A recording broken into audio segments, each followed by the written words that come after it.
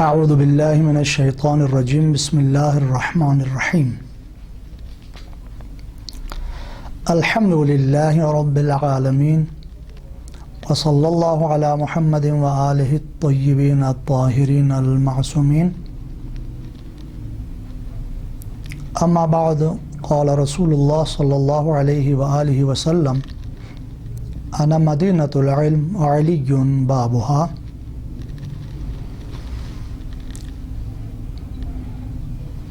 سلسلہ وار درسی پروگرام بعنوان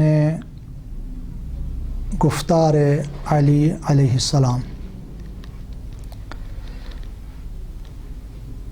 اللہ کے پیارے نبی صلی اللہ علیہ وآلہ وسلم نے فرمایا انا مدینۃ العلم وعلی بابها۔ یہ فرمان کسی عام عرب شخص کا نہیں، یہ نبی مرسل کا فرمان ہے، خاتم النبیین کا فرمان ہے۔ وہ جب تک وحی الہی کا نزول نہ ہو اپنے مبارک ہونٹوں کو لبوں کو جنبش تک نہیں دیتے۔ فرمان مصطفیٰ ہے انا مدینۃ العلم علی بابها، لذا یہ باب علم جب تک دنیا میں تھے دنیا والوں کی رہنمائی کرتے رہے، علم دیتے رہے، یہاں تک کہ منبر مسجد کوفہ پہ تشریف فرما ہیں اور فرماتے ہیں سلونی سلونی قبل ان تفقدونی۔ ایسا دعویٰ اور چیلنج آج تک کسی نے نہ کیا ہے، نہ کوئی کر سکے گا۔ ایسا شخص اور ایسی ہستی یہ دعویٰ کر سکتی ہے کہ جس کے پاس واقعاً یعنی ہر چیز کے بارے میں علم ہو۔ تو فرماتے ہیں پوچھو پوچھو، جس چیز کے بارے میں پوچھنا چاہتے ہو قبل ازیں کہ میں تمہارے درمیان سے چلا جاؤں۔ یہ باب علم فرمان مصطفیٰ کی تشریح کرتے ہیں۔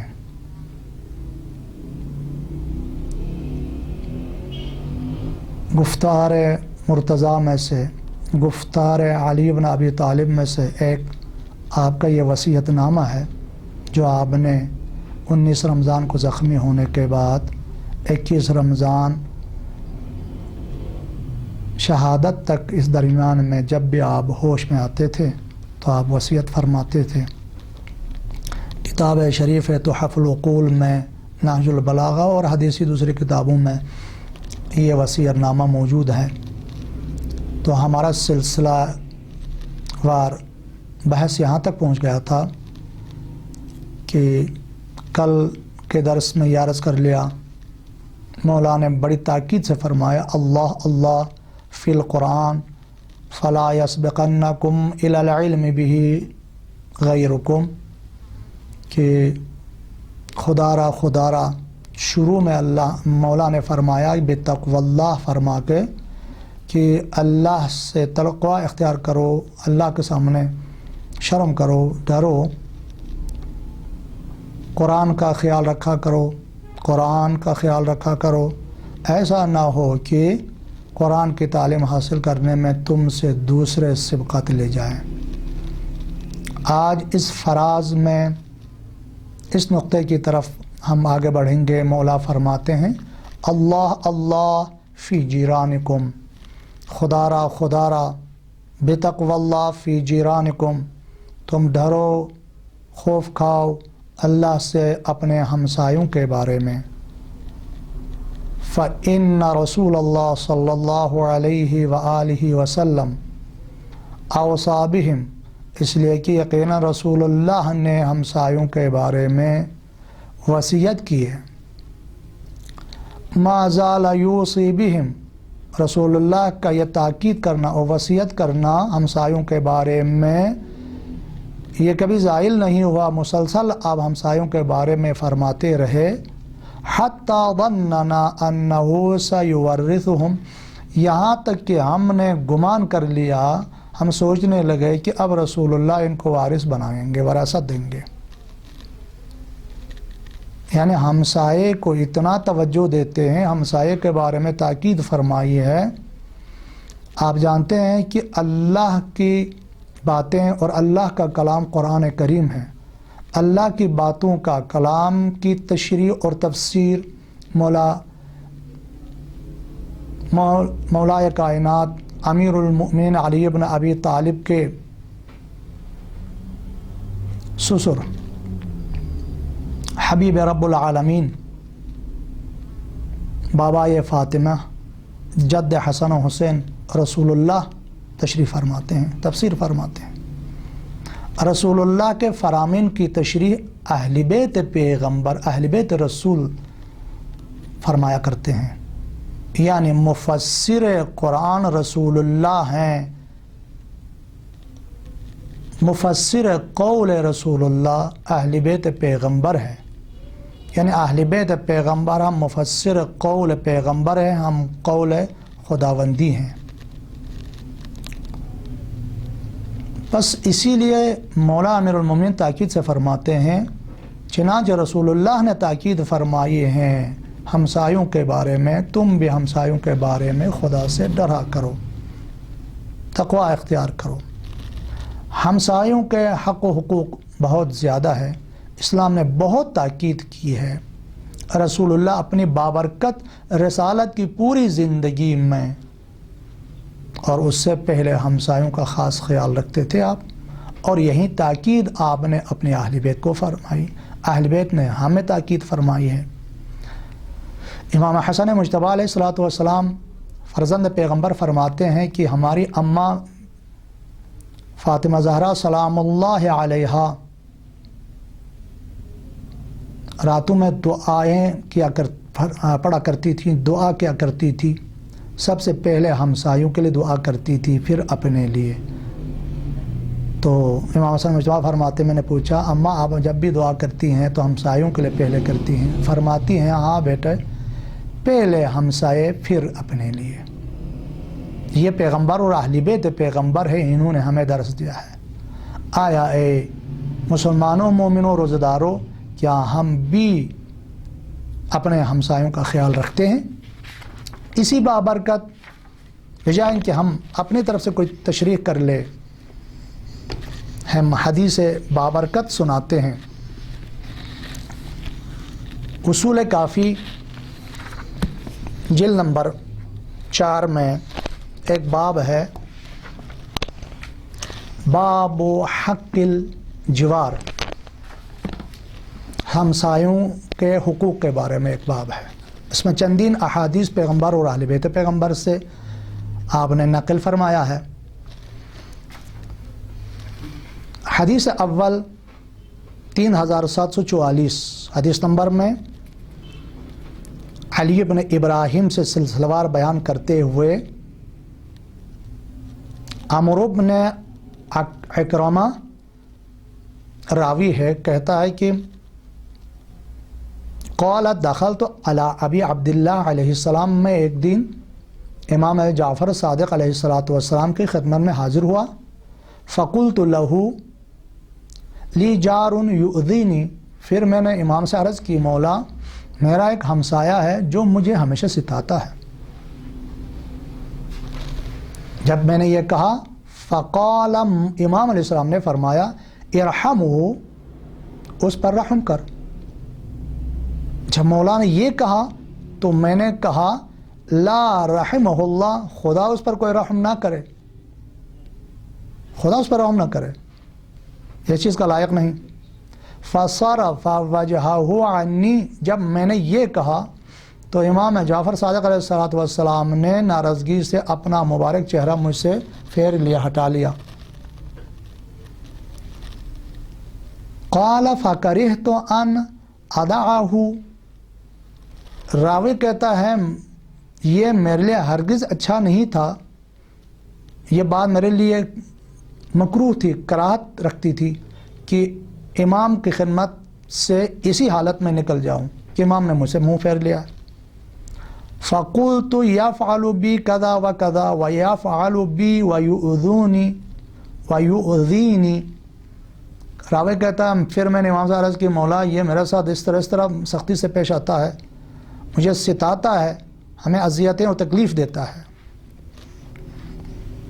فقال، پھر امام علیہ السلام نے فرمایا ارأیت ان کاشفتہ انتصفت منہ، کیا تم نے کھل کے باقاعدہ اس سے کوئی کبھی بات چیت کی ہے تاکہ تم اس سے اپنا حق لے لو، یعنی یہ پھر دوبارہ تمہیں اذیتیں نہ دے، بات سمجھ لے، سن لے۔ فقلت بلا اربی علیہ، ہاں مولا اگر اس سے اس طرح کھل کے بات کر لوں تو حق لے سکتا ہوں، حق سے بالاتر اور بھی زیادہ ایسا ہو سکتا ہے۔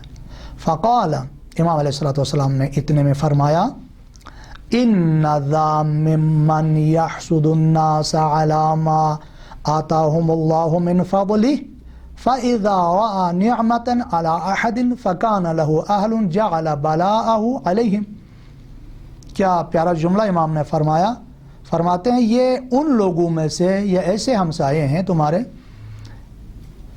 کہ جب اللہ پاک کسی انسان کو، کسی کو، لوگوں کو مال دیتا ہے، نعمت عطا کرتا ہے اپنے فضل و کرم سے، اور جب یہ لوگ اس ہمسائے کے ہاں یہ نعمت اور فضل دیکھتے ہیں تو پھر یہ حسد میں آ جاتے ہیں۔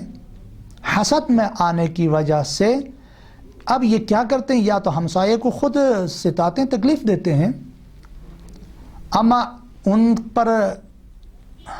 کو تکلیف نہیں دے سکے یا ان کو ستا نہ سکے تو پھر کیا کریں گے۔ یہ مولا فرماتے ہیں اگر اس شخص کا یا ایسا ہمسایہ، ایسا انسان جو حسد کرتا ہے، اگر اس کے اپنے اہل و عیال ہے، گھر والے ہیں، تو پھر اپنا سارا غصہ ان کے سر پہ خالی کر دیتا ہے، ان پہ غصہ نکالتا ہے، ان سے لڑتا ہے۔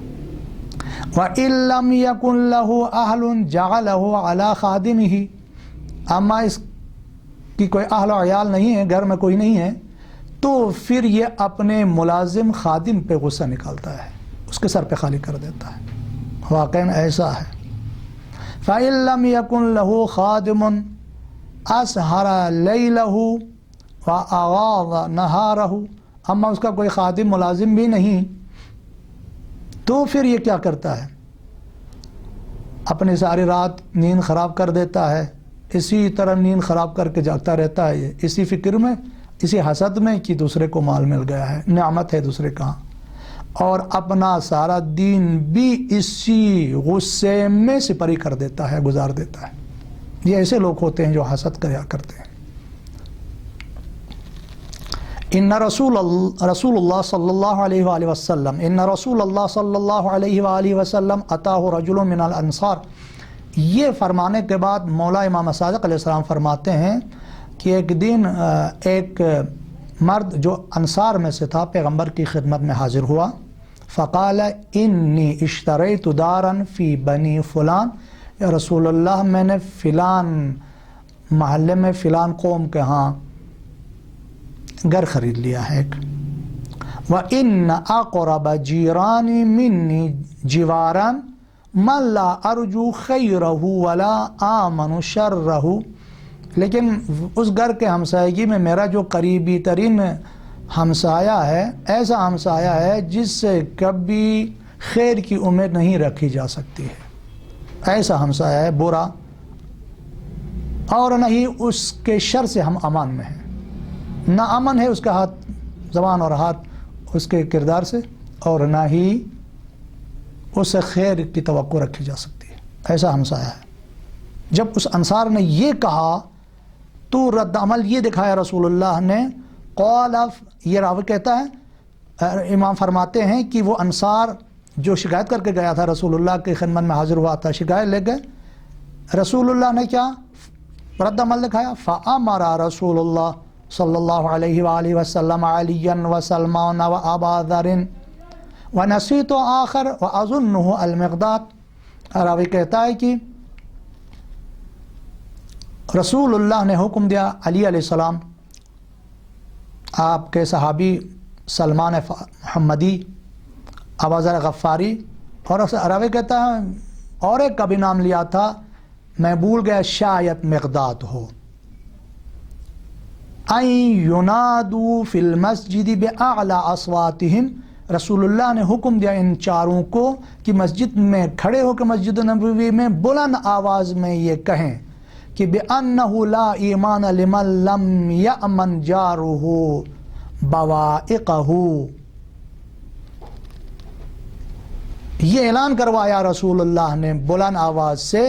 یہ چار آپ کے بزرگان دین کہہ رہے ہیں، بلند آواز سے ندا دی کہ وہ شخص جس کے ہمسائے اس کے شر سے امان میں نہیں ہے، اس کا کوئی ایمان نہیں ہے، وہ مومن نہیں ہے. دیکھیں، یعنی واقعاً ہمسائے کو ستاتا ہے، کسی وجہ سے تکلیف دیتا ہے، تو وہ اس کے شر سے محفوظ نہیں ہے، تو یوں سمجھے کہ آپ اس کا کوئی دین نہیں ہے. فرق نہیں کرتا ہے یہ زوار ہے، یہ حاجی ہے، یہ عالم ہے، یہ سید ہیں، یہ جیسا بھی ہے. کبھی اپنے گاڑی کے ہارن کے ذریعے سے ہمسائے کو تکلیف دیتا ہے، کبھی زور سے گاڑی چلا کے، کبھی شور شرابے سے، کبھی بد زبانی سے، کبھی کسی اور طریقے سے، کبھی کسی اور طریقے سے ہمسائے کو تکلیف دیتا ہے، ستاتا ہے. اس کے شر سے وہ محفوظ نہیں ہے. رسول اللہ فرماتے ہیں، ندا دلواتے ہیں کہ اس کا کوئی ایمان نہیں ہے، وہ مومن نہیں ہے. فنادوا بها ثلاثا. اسی طرح 3 مرتبہ بلند آواز میں ان 4 بزرگوں نے آواز دی کہ اس شخص کا کوئی ایمان نہیں ہے. ثم اومأ بيده الى كل 40 دارا. پھر رسول اللہ نے اپنے مبارک ہاتھ سے اشارہ فرمایا گھر کے چاروں طرف 40 گھروں کی طرف، من بین یدیہ ومن خلفہ وعن یمینہ وعن شمالہ، سامنے پیچھے دائیں بائیں طرف 40 گھر تک، یعنی ہمسائے حساب ہوتے ہیں. یہ رسول اللہ نے 40 گھر کو انسان کے ہمسائے قرار دیا ہے. ہمسایوں کے حقوق یہ ہیں. جس نے ہمسائے کو ستایا، پیغمبر نے فرمایا اس کا کوئی ایمان نہیں ہے. اسی سے یہ پتہ چلتا ہے کہ واقعاً کیا ہم مومن ہیں، کیا ہمارا کردار کیسا ہے، کیا کر رہے ہوتے ہیں ہم ہمسائے کے ساتھ. اسی لیے امیر المومنین نے فرمایا اللہ اللہ فی جیرانکم، خدا سے ڈرنا تمہارے ہمسایوں کے بارے میں. بات والی حدیث میں فرماتے ہیں، راوی طلحہ بن زید ہیں، حدیث نمبر 3745 میں، عن ابی عبداللہ علیہ السلام عن ابیہ علیہ السلام قال قرأت فی کتاب علی علیہ السلام ان رسول اللہ صلی اللہ علیہ وآلہ وسلم کتب بین المہاجرین والانصار ومن لحق بهم من اہل یثرب. فرماتے ہیں کہ امام جعفر صادق علیہ السلام فرماتے ہیں، میرے بابا امام محمد باقر علیہ السلام فرماتے تھے کہ میں نے علی علیہ السلام کی کتاب میں پڑھا. چونکہ علی علیہ السلام رسول اللہ جو فرماتے تھے، میں نے اسے پہلے بھی عرض کیا کہ علی علیہ السلام فرماتے ہیں کہ رسول اللہ قرآن تلاوت کرتے تھے، مجھ پر املا کرتے تھے، میں اس املا رسول اللہ کو لکھتا تھا. پیغمبر جو کچھ فرماتے تھے علی ابن ابی طالب، چونکہ ابتداء بدء تولد سے لے کے پیغمبر کی رحلت اور آپ کو اس دنیا سے رحلت کر کے آپ کے جانے تک علی ساتھ رہیں. علی کاتب وحی، علی کاتب حدیث پیغمبر، فرمان پیغمبر ہیں. تو علی علیہ السلام کی کتاب میں یہ لکھا ہوا تھا کہ رسول اللہ نے مہاجرین اور انصار اور یثرب کے، یعنی مدینہ کا پرانا نام ہے، وہاں کے رہنے والے جو انصار و مہاجرین سے آ کے مل گئے تھے اطراف سے، ان کے درمیان میں ایک معاہدہ عہد نامہ پیغمبر نے لکھ دیا. وہ کیا تھا؟ ان الجار کالنفس غیر مضار ولا آثم. رسول اللہ نے یہ لکھوایا، یہ عہد نامہ لکھا کہ ہمسائے کی جان ہے. نفس ہمسایہ، جان ہمسایہ کی جان ہے، پس ایک جیسے ہو گئے. غیر مضار ولا آثم. دیکھیں ہمسائے کے بارے میں کیا فرما رہے ہیں. نہ ہمسائے کو نقصان پہنچا سکتا ہے، مضار نہیں ہو سکتا ہے، اور نہ ہی اس ہمسائے کے بارے میں گناہگار ہو سکتا ہے. چونکہ ہمسائے کو ستائیں تو انسان گناہگار ہو جاتا ہے. ہمسائے کو ستا نہیں سکتا، ہمسائے کے بہت حقوق ہیں. آگے فرماتے ہیں وحرمت الجاری، پھر رسول اللہ نے کیا لکھوایا، کیا لکھا اس عہد نامے میں، اس پیمان میں؟ کہا حرمت الجاری کا حرمت امہ، ہمسائے کا احترام، عزت اور احترام ماں کی عزت اور احترام کی طرح ہے۔ جس طرح کسی کی ماں کی کوئی احترام اور عزت ہے، محترم ہے ماں، تو ہمسایہ بھی اتنا ہی محترم ہے۔ عجیب قربان جائیں کہ اہل بیت پیغمبر کیا ہمیں ہمسائے کے بارے میں درس دے کے جا رہے ہیں۔ آگے حدیث میں مزید فرماتے ہیں کہ اسحاق ابن عمار کاہلی سے روایت کرتے ہیں، یہ راوی کہتا ہے کہ قال سمعت ابا عبداللہ علیہ السلام، ذرا توجہ سے سنیے گا، عمل کرنے کی کوشش کرنی چاہیے ہمیں۔ امام جعفر صادق علیہ السلام سے راوی روایت نقل کرتا ہے، کہتا ہے کہ میں نے سنا، مولا فرماتے ہیں امام صادق علیہ السلام، یقول ان یعقوب علیہ السلام، یعقوب پیغمبر، لما ذهب منه بنیامین نادا یا ربی اما ترحمنی، یعقوب پیغمبر کے بیٹوں میں سے جو آپ کے بہت عزیز تھے اور نبی اللہ بھی تھے، یوسف پیغمبر، ان کے بھائی عباس سے جدا کر کے لے گئے حسد کی وجہ سے، اور گما کے آئے، فروخت کر کے آئے، اور شام کو بابا سے کہنے لگے بیڑیے نے کھا لیا۔ یوسف کی جدائی پہ یعقوب پیغمبر 30 سال تک روتے رہے، اور جب قحط سالی کا مسئلہ پیش آیا تو آپ کے بیٹے مصر گئے غلہ لینے۔ دوسری مرتبہ بنیامین جو حضرت یوسف کا ماں کی طرف سے بھائی تھا، وہ بھی پیغمبر کا بہت ہی پیارا تھا، کہنے لگے کہ عزیز مصر نے کہا ہے بنیامین جو تمہارا دوسرا بھائی لے کے نہیں آئے، اس کو بھی لے کے آؤ تو غلہ زیادہ دوں گا۔ اور لے گئے، واپسی پہ خالی آئے، بنیامین کو بھی مصر میں چھوڑ کے آئے۔ تو یہ طولانی واقعہ ہے۔ تو اس وقت یعقوب پیغمبر چونکہ یوسف بھی نہیں، یوسف کی یاد تازہ کرتے تھے بنیامین کو دیکھ کے، بنیامین بھی نہیں، تو روتے روتے عرض کرنے لگے، اے میرے پروردگار، اما ترحمنی، کیا اب میرے پروردگار مجھ پہ رحم نہیں فرمائے گا؟ اذهبت عینی و اذهبت ابنی، میرے پروردگار میری دونوں آنکھوں کی بصارت بھی تو نے مجھ سے لے لیا، اور میرے دونوں بیٹوں کو بھی لے لیا، کیا اب مجھ پر رحم نہیں فرمائیں گے؟ فاوحى اللہ تبارک و تعالی، اس وقت چونکہ یعقوب پیغمبر نبی اللہ تھے، وحی نازل فرمائی اللہ پاک نے، فرمایا لو امتہما لاحییتہما، اگر اے یعقوب میں نے تمہارے دونوں بیٹوں کو ان کی جان لے لیا ہے، مر گئے ہیں، تو پھر ان دونوں کو میں تمہارے لیے زندہ کروں گا، جبکہ اللہ کو تو معلوم ہے کہ دونوں مصر میں بیٹھے ہیں، زندہ ہیں۔ حتی اجمع بینک و بینہما، تاکہ اے یعقوب تو اور تیرے بیٹے آپس میں جمع ہو جائیں، اکٹھے ہو جائیں، میں ان کو زندہ کر سکتا ہوں اگر ان کی جان لے لیا ہے تو۔ جان تو لیا نہیں تھا، وہ زندہ تھے، لیکن یعقوب پیغمبر بیٹوں کی جدائی میں اتنے روئے کہ آپ کی آنکھوں کی بصیرت چلی گئی۔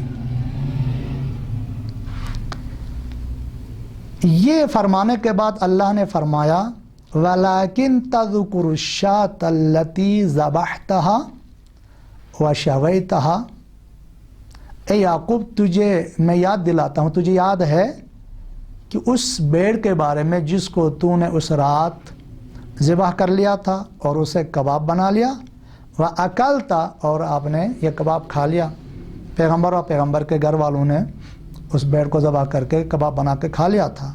اللہ فرما رہا ہے آپ نے وہ بیڑ ذبح کر کے کباب بنا کے کھا لیا، جبکہ وَفُلَانٌ وَفُلَانٌ إِلَى جَانِبِكَ صَائِمٌ، آپ کے ہمسائے میں فلان فلان روزے سے تھے، لم تُنِلْهُ مِنْهَا شَيْئًا، اس بیڑ کے گوشت اور کباب سے ان روزہ رکھنے والے ہمسایوں کو کچھ نہیں پہنچا، آپ نے ان تک کچھ نہیں پہنچایا، نہیں دیا، یاد ہے آپ کو؟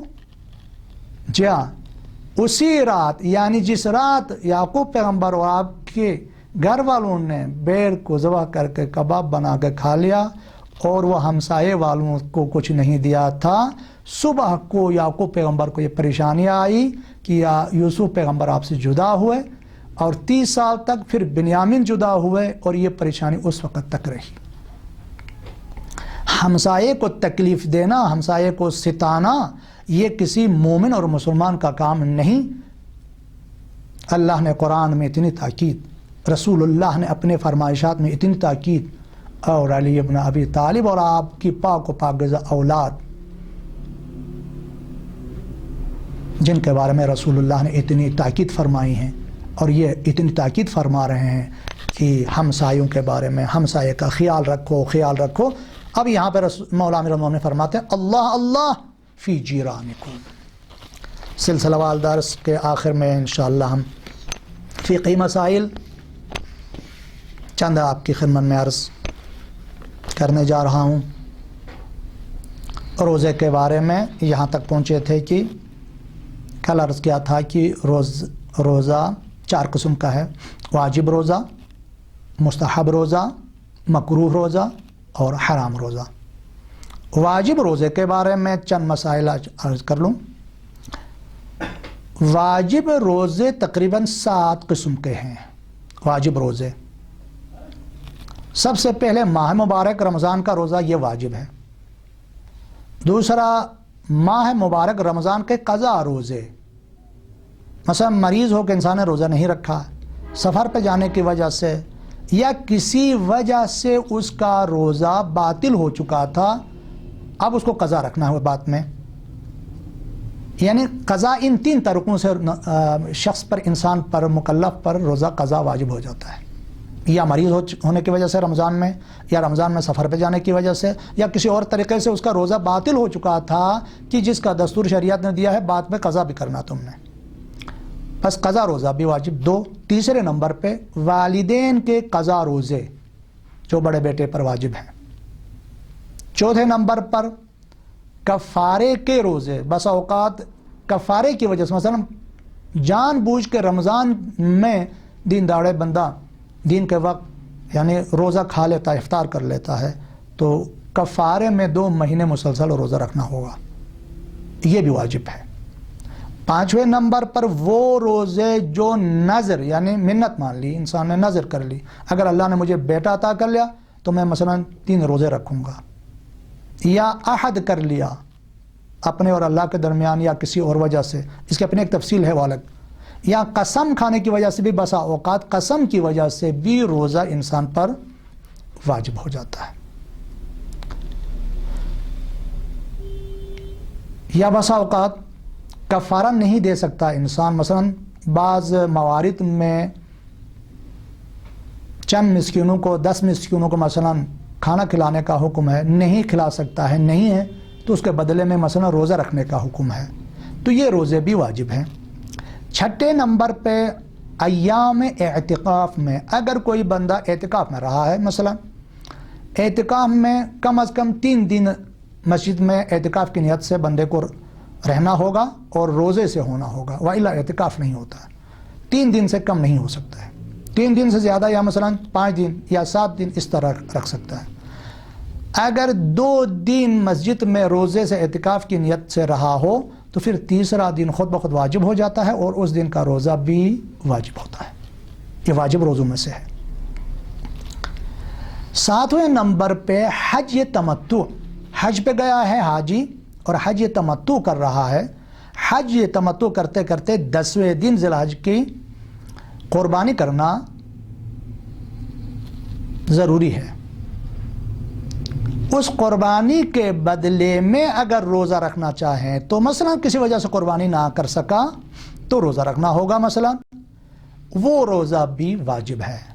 بس 7 قسم کے روزے واجب ہیں، انسان پہ چاہیے کہ روزہ رکھے۔ اللہ پاک ہمیں نیک صالح بننے کی توفیق عطا فرمائیں۔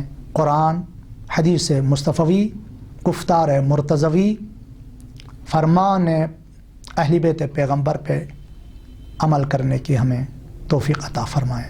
وصلی اللہ علی محمد و آلہ الطیبین الطاہرین المعصومین۔